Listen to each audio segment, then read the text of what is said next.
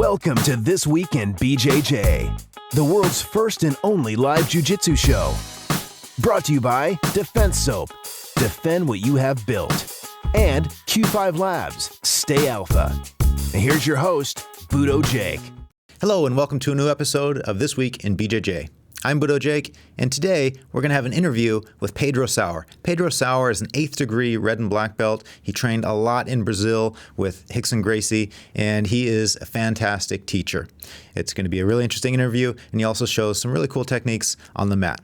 But before we go to that, we have to talk about our recent trip. I just got back from Brazil, and you might be surprised to know that that was my first time to Brazil. I've been all over the world, but that was the first time to go to the home of Brazilian Jiu-Jitsu.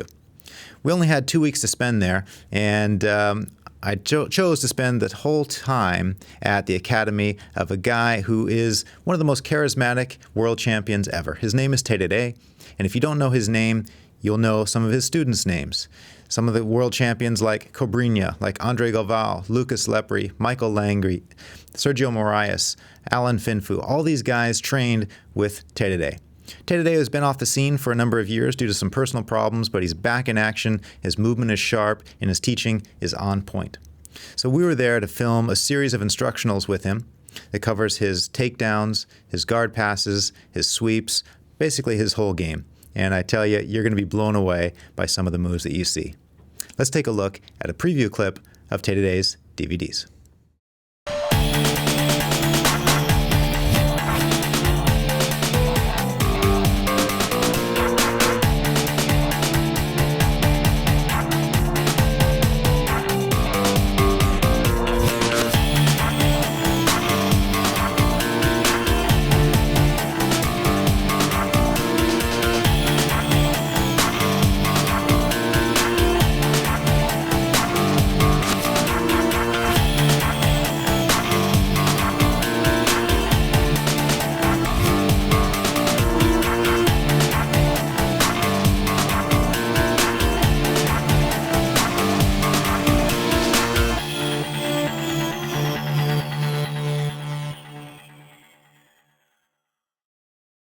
Those instructionals will be available on DVD and also on apps, some of them coming out before Christmas and some after. It's going to be 9 parts in total. So while we were there, we also filmed an episode of Rolled Up with Heredia. We got to go out and go to the beach and do some more fun stuff. It should be one of the most colorful episodes of Rolled Up yet. Let's take a look at a preview clip of Rolled Up with Heredia.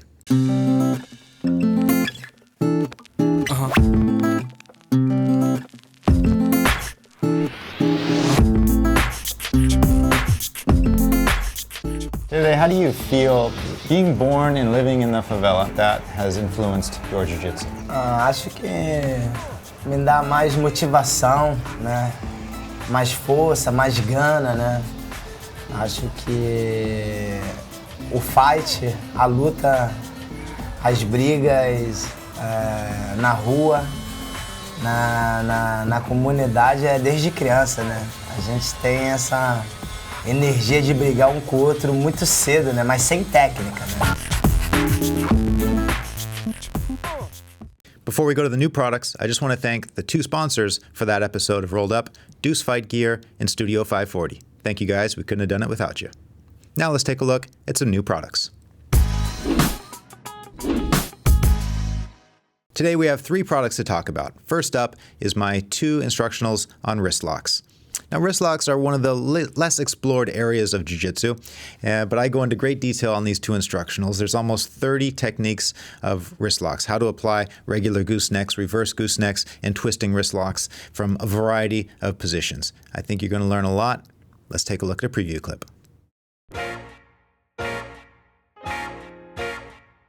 One nice thing about wrist locks is when you get good at it, it's going to make guys really hesitant to grip. So that's a really good tool. When someone is not confident in gripping you, it's going to make you much more effective on your sweeps and all the rest of your jiu-jitsu. So his hips are controlled, his elbows locked in place. Now all I need to do is apply the wrist lock.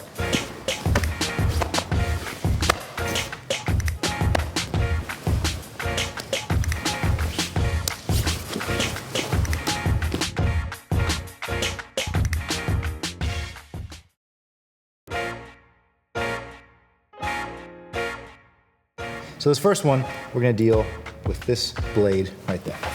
Here he can't even budge me. So cupping, dropping my shoulder into his jaw.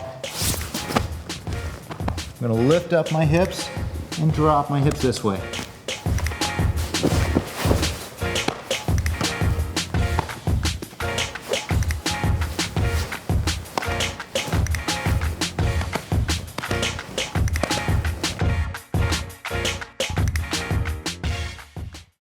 And if you're in the SoCal area, I'm going to be doing a seminar at Gracie Baja Glendale on October 26th. I'm going to go over a bunch of wrist locks and foot locks. So if you're available, I'd love to see you there.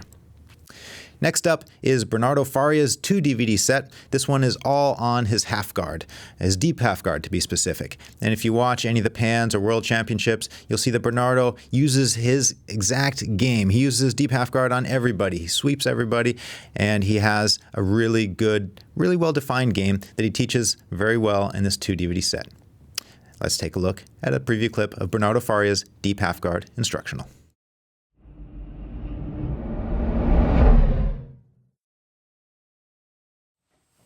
Hi guys, my name is Bernardo Faria. I'm 3-time world champion as black belt.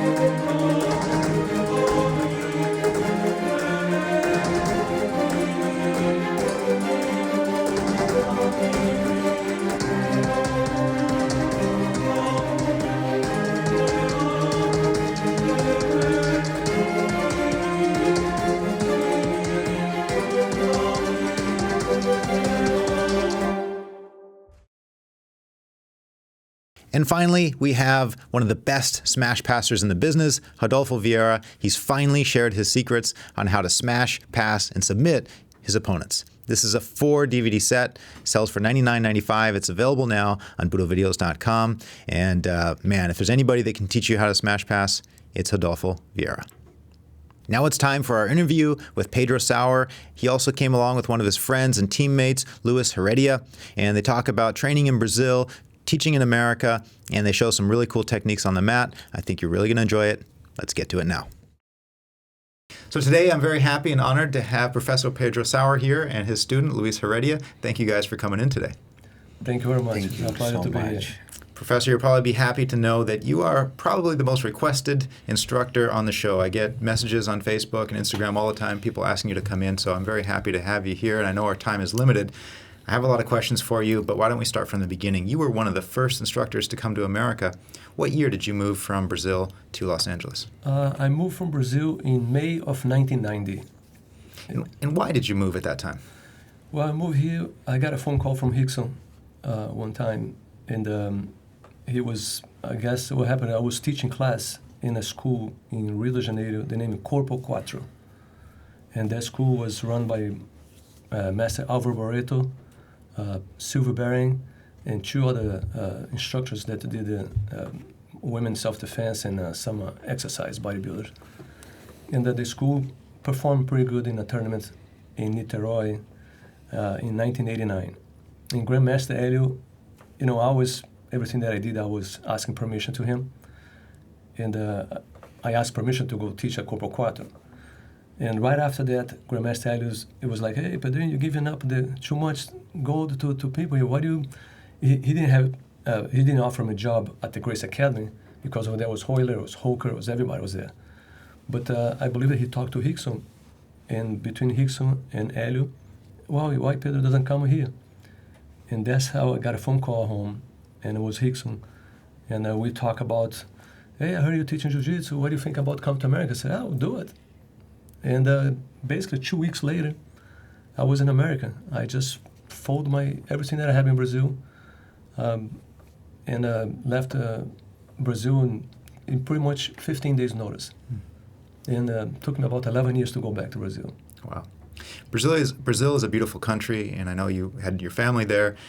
How did you feel leaving? Were you excited? Were you excited about the economic possibilities in America, or did you just follow your instructors? Well, honestly, I was missing to be around Rickson for, so many years of my life that Rickson was the main guy in the academy. We saw him every day. And when he left to America, it was 88, if I'm not mistaken. 89. 89. Yeah. So a year before. So that year that I felt was like, you kind of miss, the instruction, the getting beat by, because Rickson was a monster. He used to beat us every day, every train, so many times. And the economics, I was a stockbroker in Brazil. I worked for 12 years as a broker. And I was a general manager for a bank in Brazil that was pretty good. It was a very powerful bank. And I used to make more money than I could spend it. And I was pretty comfortable at the time. But it was a crisis that happened in Brazil in 88, 89. It was a new president that decided to freeze the economy. And when he froze the economy, I find myself out of work because the stock market for almost a month was no deals going on. Nobody bought, nobody sold anything. Wow. Because the economy just got frozen. The president of Brazil at the time, he said, if you have money in the bank, the money is yours, but you cannot touch it. Mm-hmm. So you don't have no money in only unless if you had cash. Otherwise, you see your banking account, you cannot touch it. So that's why I started teaching jiu-jitsu, and that's why speed my process to come to America. In 1990, jiu-jitsu was not well known. Most Americans heard about jiu-jitsu from the UFC, number one, that took place in 1993. That's when I saw it the first time as well. What was the jiu-jitsu scene like in 1990 in America? 1990 in America was an incredible amount of talent, guys, here. But we just got together. It was just us. We pretty much got together in the garage every day. And we had spent a really hard time financially. It was pretty much people was delivering pizza, a Domino's pizza, and bring pizza to us at the garage quite often. That was kind of our meal. And of course, Rickson was cooking, and Limon was very good too, cooking, doing some Gracie diet meals. And Grandmaster Eddie was there too, cooking. So it was a good core of people there. We had all the Machado brothers in the room, Renzo. Hoyle came a little bit after, spent some time with us there too. Paulo Barroso. It was a Nibo. It was a lot of talented people. Pedrinho Valente was just a little kid, green belt at the time. And anyway, it was a bunch of great talent people in the garage training pretty much every day. And how would an average kid living in the neighborhood, would he just walk by and ask to train? Because that's not a fun group to train with, probably. No, it was not a fun group to train. And I'm telling you, even the post officer guy, we're trying to get everybody to come to the mat. Everyone.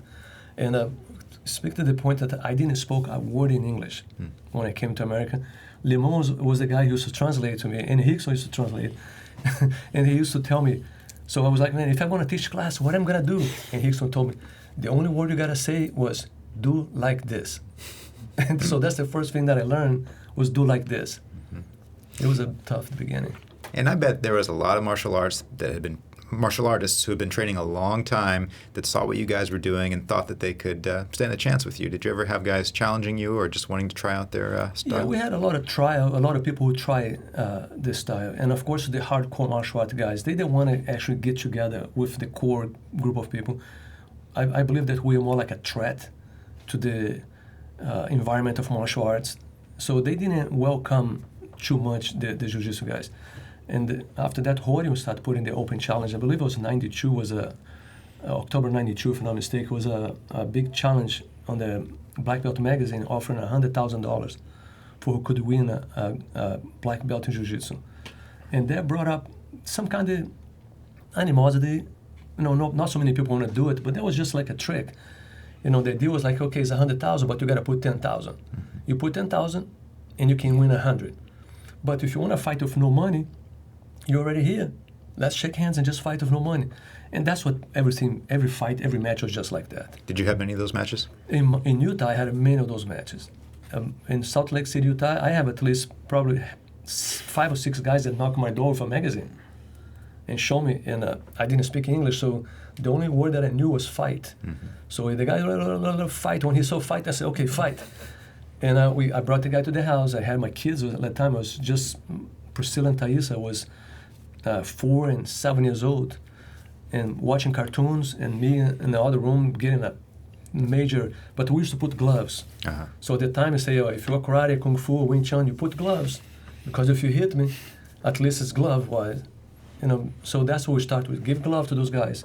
And our goal is just take them down to the ground and make them say uncle. And it was incredible how efficient jiu-jitsu was. And that shocked me so much, because I was used to that in Brazil, not in America. In Brazil, everybody spoke the same language. I'm talking about body language. We all got together and we all grapple, wrestle, spar. But the striking was more like a boxing, and the shoot box was just beginning in Brazil at the time, through Marco Ruas and Flávio Molina. That's the beginning. And they mixed Taekwondo with boxing. And that's how they create shoot box. That's how the challenge started happening. So you were surprised how easy it was handling these challengers. I was completely surprised. And I remember talking to Grandmaster Ilio, and he used to look at me and say, "Mas, I've been telling you for so many years, this is the best. Jiu-Jitsu is the best." He never listened to me. So let's get back to Los Angeles. I've seen videos of Hoyler and Hickson and Horan visiting judo schools and training with those guys and giving them a hard time. Were you involved in any of those? No. When I came here, those videos were already recorded. It was already done. It was. I came here after that. And what was involved with your move to Utah? Well, what happened that I met a guy at Hickson's garage. His name was Steve Bishop, and he spoke Spanish. And when I came to America, I started working in a factory called Breaker Out, that were two of our friends, Lippe and Joinha, George Guimarães, that's the manager of all the fighters today, Black House. He used to own this company. And we used to hang out with everybody there and break it out, and I got a job there. What was talking about? Moving to Utah. Moved to Utah. So I learned Spanish, and this guy, Steve Bishop, he spoke with me in Spanish. I said, "Yeah, why you don't come to Utah?" Because he used to come from Salt Lake City, LA, to learn jiu-jitsu for Hickson. And he's like, "Well, if you get a black belt in Salt Lake, I can save me a trip, many trips." So he kind of convinced me to go there, and I went there, I did a seminar. It was a small seminar. We have this recorded. We recorded the whole seminar. It was about probably 12, 14 people in the seminar. And I really loved the mountains. Utah was beautiful. And I didn't understood nothing about the religion, and nothing about, I didn't speak the English and the language, and I didn't know nothing about the weather. So what caught me there was the weather, and the Mormon religion is great religion, very good people there. But I didn't understand, not speaking English, first time I heard about in my life. So I moved there in December of 1990. So how long did you spend in Los Angeles? Not very long. Huh? 6 months. Only 6 months. Okay. Only 6 months. Mm-hmm. And then you also moved from Utah to Virginia. When did that move happen, and why did you choose to move there? That was 2006 or 7, maybe 7. I believe 2007. I had a student that was working with a lot of government, and I knew some people in Virginia Beach. Frank Cucci, who was one of my first black belts, great individual and a Navy SEAL, that he started incorporating jiu-jitsu in the Navy SEAL department. So I used to come quite often to Virginia Beach to teach class at the base. And we put a program together, and they're still using, as of today, they're still using the same program. The SEALs today, they train just like we do. Only thing they do is they do a lot of no sport jiu-jitsu. They want to do just, they want to go for the kill. They want to go for the simple, efficient move. Do they train with gis? They train with gis, the fatigue uniforms. Uh-huh. So it's the same thing. They got to grab, and many times we put all the vest and the backpack, the whole thing, and we have to grab with that. Interesting. So it's pretty tough training. You've seen, in your career, you've seen jiu-jitsu grow a lot, not only in America, but worldwide. Are you surprised that from a little city in Rio that jiu-jitsu has grown so big worldwide? Yes, I was surprised. I knew that jiu-jitsu was pretty impressed. I got hooked right in the beginning. Everybody, we all do. So when we started, it's just so, fascinated, the grappling game. And the most fascinating is how intelligent it is. So I was completely surprised that it took over this kind of dimension. I didn't know, I knew I was good, but I was in a small town, Rio de Janeiro, with a small group of guys, just Grace Academy and the surround schools in the area. So I was completely in shock when I saw the dimension that took today. Jiu-Jitsu today is in every country and everywhere. Right. Professor Sauer, I've met a couple of your students, Eddie Edmonds and John Lovey, great guys with great jiu-jitsu, but I've never been to any of your schools. How would you describe or compare the style of jiu-jitsu that you teach compared to other schools? Well, I think the jiu-jitsu we teach in our core of group of people, they're very simple. We try to keep as simple as possible, and we only work with moves that will work at any time, against anyone, against any situation. I try to learn and I try to study how the sport jiu-jitsu, and I'm fascinated with all the new moves that comes in. And when I put my gi on, I'm just a little kid. I jump in the mat. I want to try. I want to feel it. People come to my school. I love to do seminars. Kyle Terry was my school. Beautiful jiu-jitsu, incredible kid. Is unbelievable gift, talent, and very smart kid too. André Galvão, gorgeous, unbelievable jiu-jitsu. The Mendes brothers, every one of those kids, they have incredible amount of talent, and I want to learn them all because I want to be able to pass this to my students too. And when it comes to the point when I do classes, I don't try to do classes myself as the only guy. The way I see jiu-jitsu is that we walk in a laboratory, and we are scientists. So we have scientists that have a little bit more experience, that have scientists that's kind of a little bit newer, but we are scientists. Even the white belts can collaborate with a lot of good moves. So I'm always open to learn. I'm always open to study. And I'm just a fascinated guy of jiu-jitsu. I just like the mechanic, but it has to be simple. Mm-hmm. Street fights, that's something that if it's not simple, you can get yourself in trouble if you ever come up to any kind of alteration. Right. Louis, you've trained with Professor Sauer for a long time. What is the most common thing you hear him correcting students on?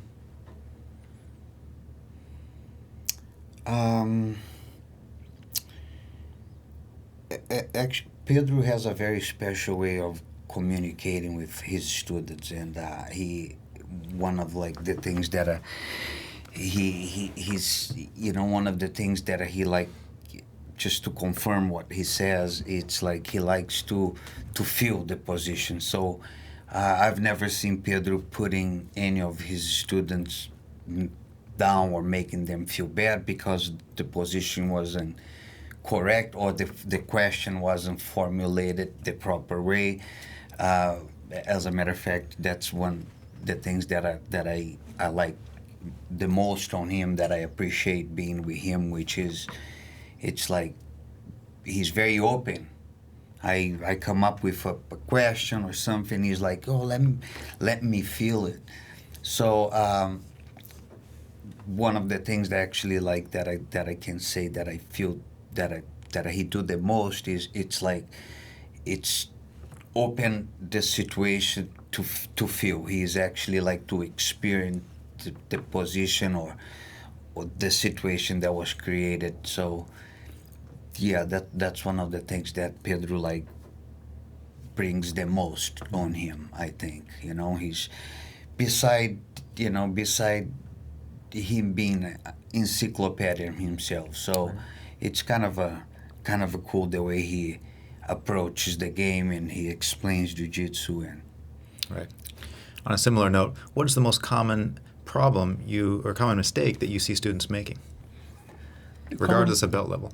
The common mistake is try to do too much, try to learn too many moves, and try to absorb too much at the same time.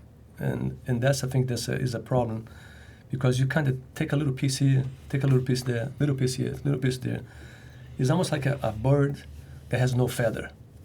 So the bird starts flapping the wings, but doesn't go nowhere, cannot glide.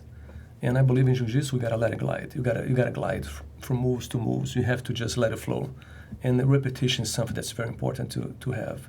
Without the repetition, you can never activate your muscle memory.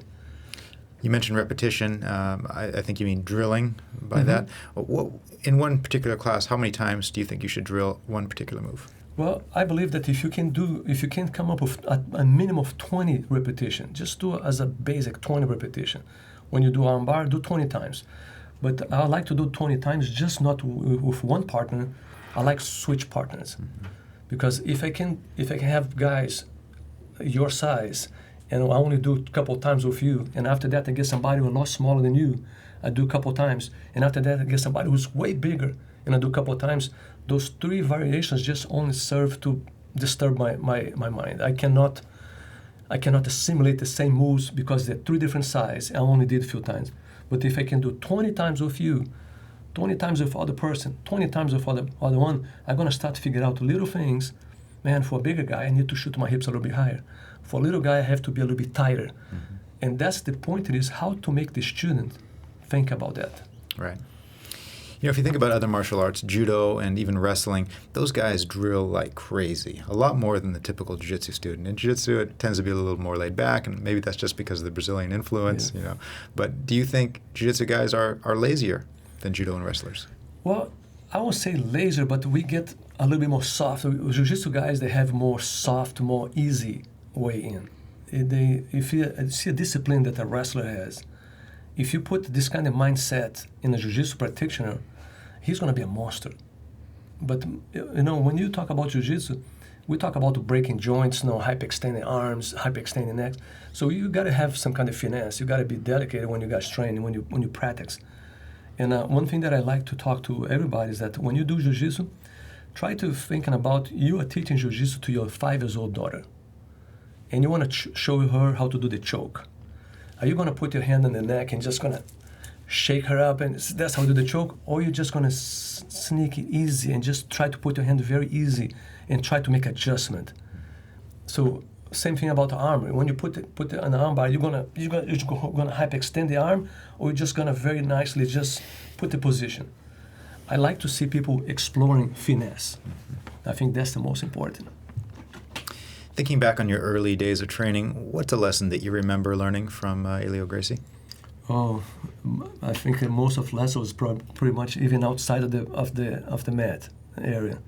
But Grandmaster Elio was incredible teaching class, and he used to make us work pretty hard.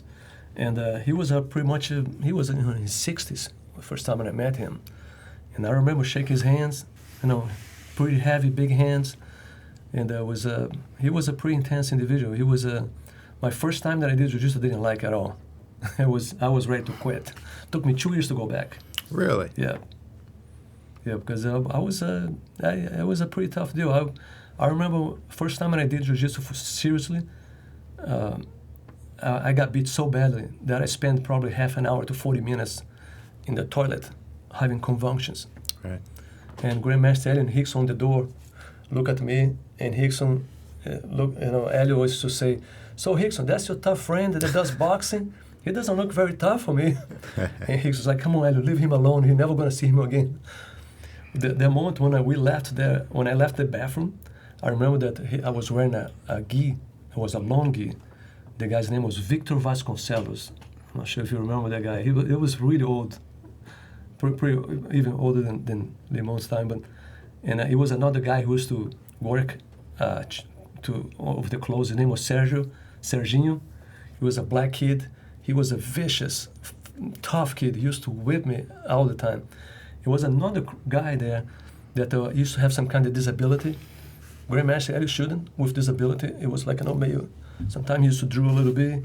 And this kid used to whip my butt that you cannot believe it. Wow. And that was unbelievable for experience, for introduction. Mm-hmm. So 2 years you stayed away. What drove you to go back? Rickson asked me every day. Every day I see him with the gi. "Come on, I'm going." "Oh, no, you like to grab guys. I like to grab girls." That's what we used to talk.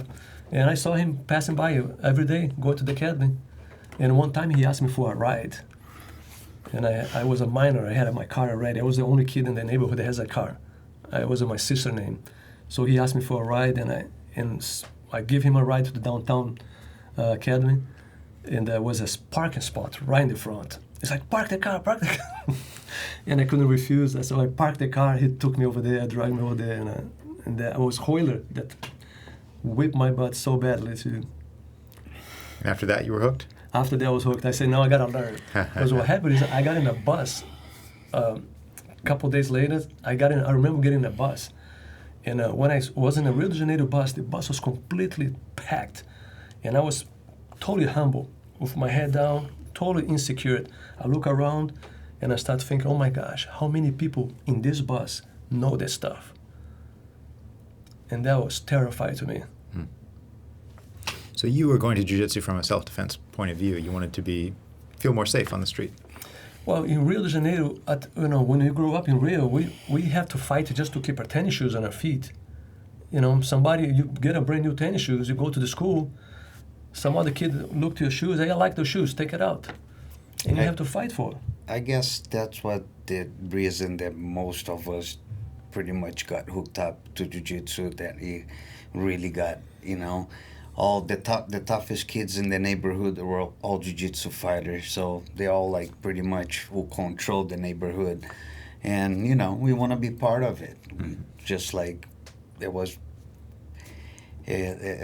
pretty different, the mentality those days from what jiu-jitsu really is today. So I remember actually like even my parents like did not want me to do jiu-jitsu because the reputation wasn't that good, but those guys would control the whole city.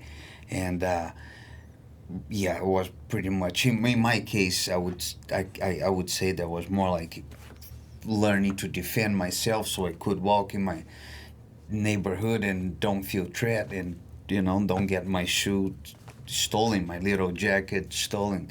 So I guess that's what pretty much all of us pretty much got into the game.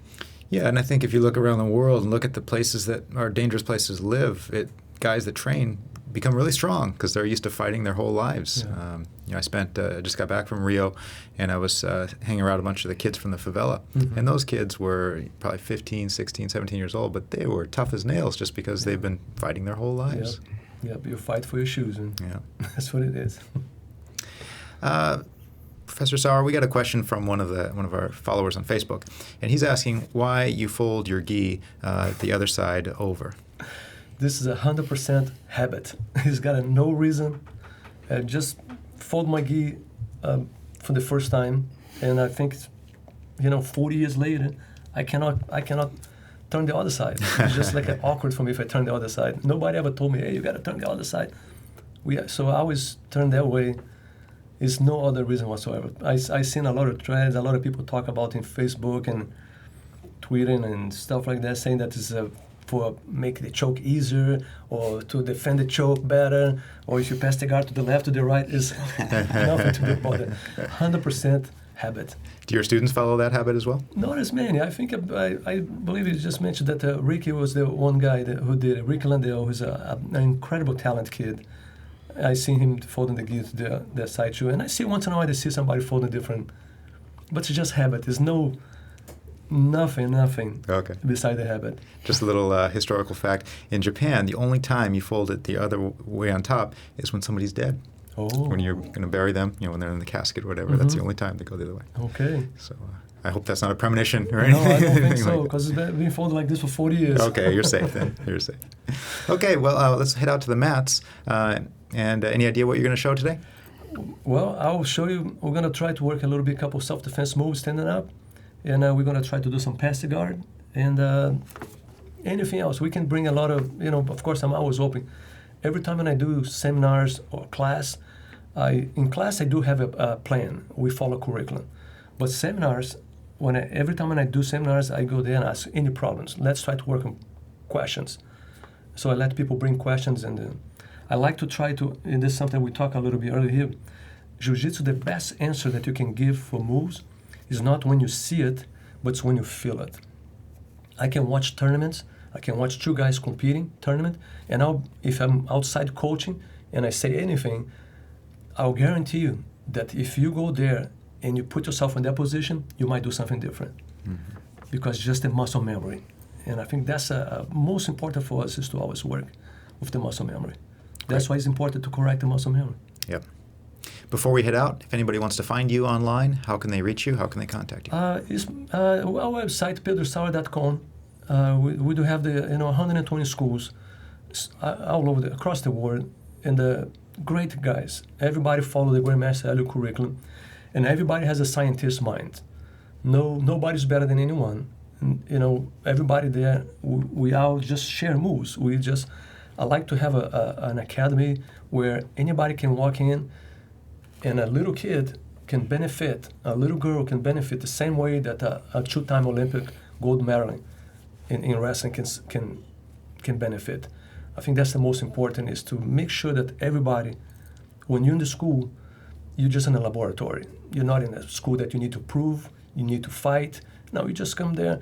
Well, another thing about coming to fights is that the tapping. One thing that I tell most time in our school is that I don't want to see guys, you know, tap 3-4 times. When we're training and you put in a move with somebody, when their hand goes up, it's time to let go. And that will allow your opponent to start to explore more jiu-jitsu. If everybody respects each other like this on the mat, I will explore way more.